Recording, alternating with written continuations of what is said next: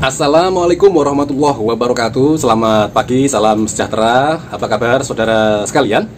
Berjumpa kembali dengan saya Al-Haniful Mahzum. Pada kesempatan kali ini saya akan memberikan materi bagaimana cara perawatan tanaman buah tin yang meliputi pemupukan, perawatan secara berkala, dan lain sebagainya.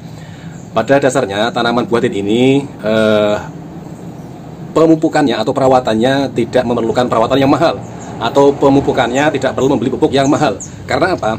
Bahan-bahan organik yang ada di sekitar lingkungan kita, misalnya bahan atau sampah dapur seperti kulit buah, sayur-sayuran, dan lain sebagainya, itu kita bisa manfaatkan untuk memupuk tanaman buah tin. Ada lagi air cucian beras atau air leri. Nah, setiap harinya kita pasti menghasilkan air cucian beras karena kita butuh makan. Maka dari itu, daripada kita buang secara percuma, alangkah baiknya kita maksimalkan, kita pergunakan untuk memupuk tanaman buah tin.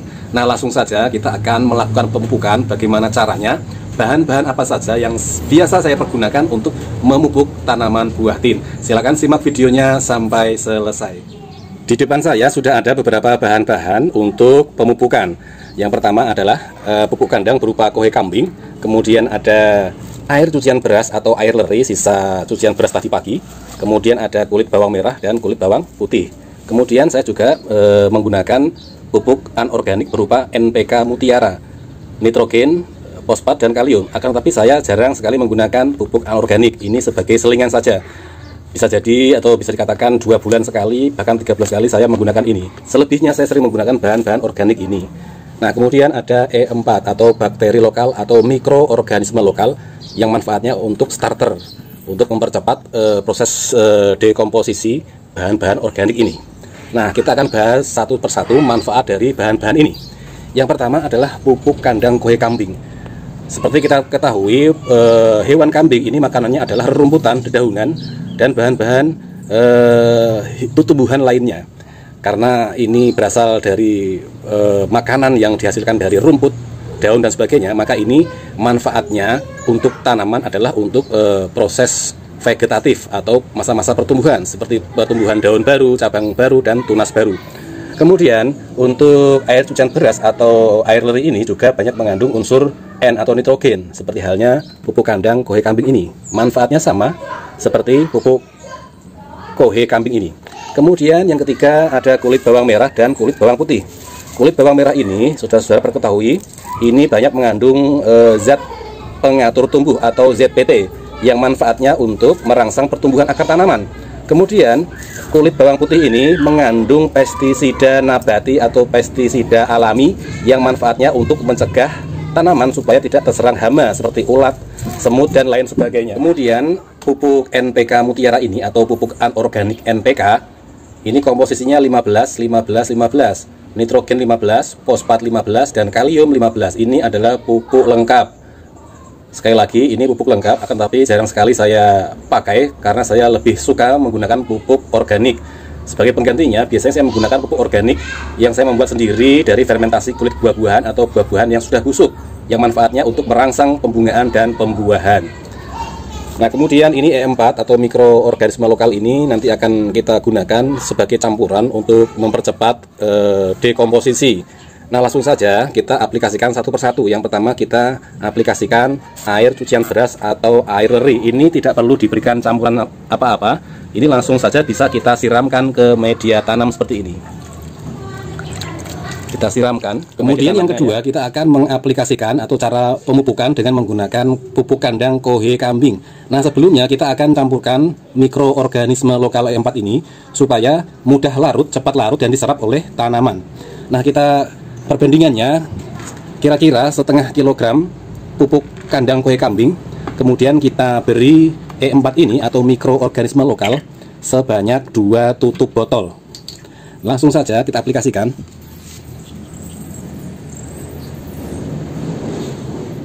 1, 2. Nah, kemudian kita siram menggunakan air karena nanti kita cara mengaplikasikannya dengan cara disiram. Jadi ini kita jadikan pupuk organik cair atau POC.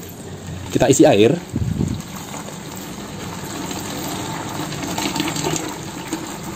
Airnya secukupnya ya, kira-kira setengah ember. Nah, setelah itu Kita aduk sampai merata. Setelah itu kita diamkan selama 15 menit. Setelah kita diamkan selama 15 menit dan ini sudah dirasa sudah bercampur secara sempurna, langsung kita siramkan ke media tanam. Jadi ini tidak bisa menggunakan sistem semprot ya atau spray. Jadi langsung kita siramkan ke media tanamnya. Kita siram di atas media tanamnya. Nanti ini akan diserap oleh akar tanaman. Bahan selanjutnya yang kita gunakan untuk pemupukan adalah kulit bawang merah dan kulit bawang putih. Ini langsung saja kita masukkan ke dalam ember.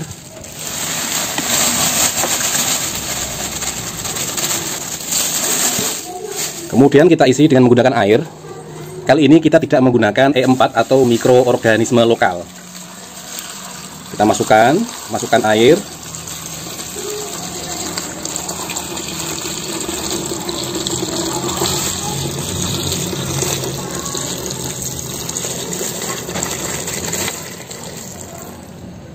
Kemudian kita aduk,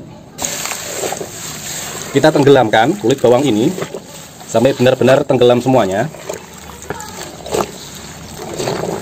Kita aduk-aduk supaya zat organik di dalam yang terkandung di dalam kulit bawang ini segera keluar dan bercampur dengan air. Nah, berhubung ini kita tidak menggunakan mikroorganisme lokal atau E4, maka ini kita diamkan lebih lama. Kita diamkan sekitar setengah jam, baru kita bisa lakukan aplikasi atau pemupukan dengan cara disiramkan.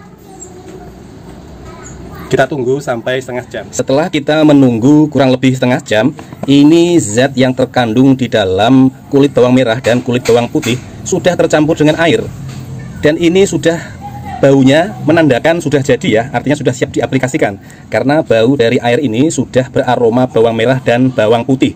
Ini langsung saja kita siramkan, kita kocor di media tanam dengan kulit-kulitnya sekalian. Seperti ini ya.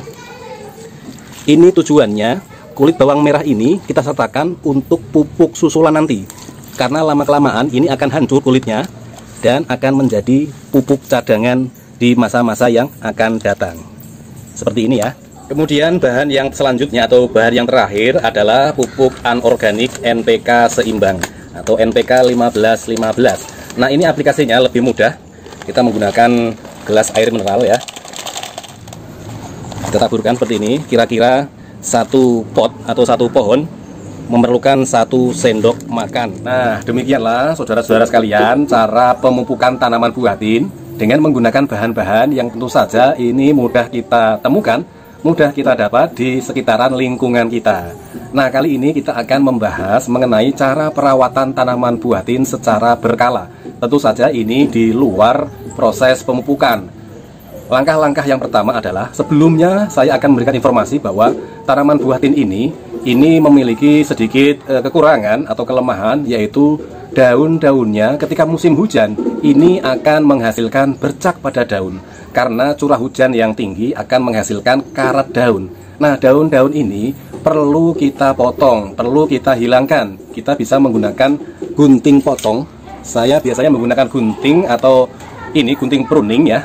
Gunting pruning khusus tanaman, atau juga bisa menggunakan gunting biasa. Jadi kita hilangkan daun-daun yang bercak seperti ini. Daun-daun yang berkarat supaya apa? Ini tidak menghambat pertumbuhan daun-daun muda selanjutnya. Selain daun-daun yang bercak atau berkarat, kita juga perlu mengurangi daun-daun yang kiranya sudah tua. Karena daun-daun yang sudah tua ini, ketika tidak kita kurangi, ini juga dapat menghambat pertumbuhan daun-daun yang baru. Kita potong, kita hilangkan daun-daun yang sudah tua. Kemudian kita masuk ke materi selanjutnya adalah pemangkasan batang atau cabang-cabang tua. Ini dimaksudkan karena apa? Tanaman buatin ini biasanya ketika di tahun-tahun pertama sudah berbuah, kemudian memasuki tahun kedua atau tahun selanjutnya ini akan sulit berbuah atau mengalami pelambatan pembuahan. Karena apa? Batang-batang atau dahan yang sudah tua ini tentu saja berkurang produktivitasnya. Maka perlu kita potong, kita pruning supaya ada regenerasi tumbuhnya cabang-cabang baru atau batang-batang baru seperti tanaman buatin tabu lampot ini sudah saya potong atau pangkas batang tuanya beberapa hari yang lalu, kira-kira 1 minggu. Nah, ketika kita potong, ini akan muncul tunas baru atau tumbuh tunas baru seperti ini. Saya memotongnya menggunakan ini gunting pruning ya. Ini khusus untuk pemangkasan batang atau cabang. muncul tunas-tunas baru. Ini usianya 1 minggu setelah dilakukan pemangkasan. Sekali lagi, ini tujuannya untuk regenerasi atau pertumbuhan cabang-cabang dan batang barunya. Nah, ini ada yang sudah berusia 1 bulan dari masa pemangkasan. Ini batangnya sudah atau cabang barunya sudah setinggi 1 jengkal. Nah, uniknya tanaman buatin ini ketika sudah tumbuh cabang baru ini langsung membawa bakal buah atau calon buah seperti ini. Ini sangat unik, sangat menyenangkan. Ini tumbuh 2 batang atau 2 cabang.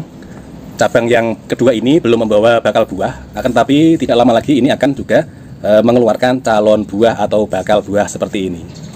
Inilah uniknya ya kalau kita menanam tanaman buatin. Perawatannya sebenarnya mudah, asal kita mau teliti, maka tanaman ini juga akan berbuah dengan baik. Demikianlah saudara-saudara sekalian, materi pada kesempatan kali ini, cara pemupukan, bahan-bahan apa saja yang kita perlukan, serta perawatan tanaman buatin secara berkala.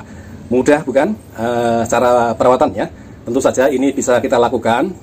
Tentu saja saudara sekalian bisa melakukannya ketika menanam tanaman buatin ini, karena sekali lagi tanaman buatin ini mudah perawatannya, tidak memerlukan biaya yang mahal. Asal kita rajin, kita teliti merawatnya, maka dia akan bertumbuh dengan baik, juga akan berbuah dengan maksimal. Pada kesempatan video selanjutnya, saya akan membagikan tutorial atau cara perbanyakan tanaman buatin dengan menggunakan metode stek dan metode cangkok. Untuk terakhir kali, untuk mengakhiri video kali ini, sekali lagi, bisnis atau peluang tanaman buatin ini masih sangat luas. Kita bisa menjual bibitnya, kita bisa menjual buahnya, karena sekali lagi masih banyak dari kita atau orang-orang Indonesia yang belum mengetahui tanaman ini. Sampai ketemu kembali, mudah-mudahan menjadikan inspirasi bagi saudara semuanya. Assalamualaikum warahmatullahi wabarakatuh.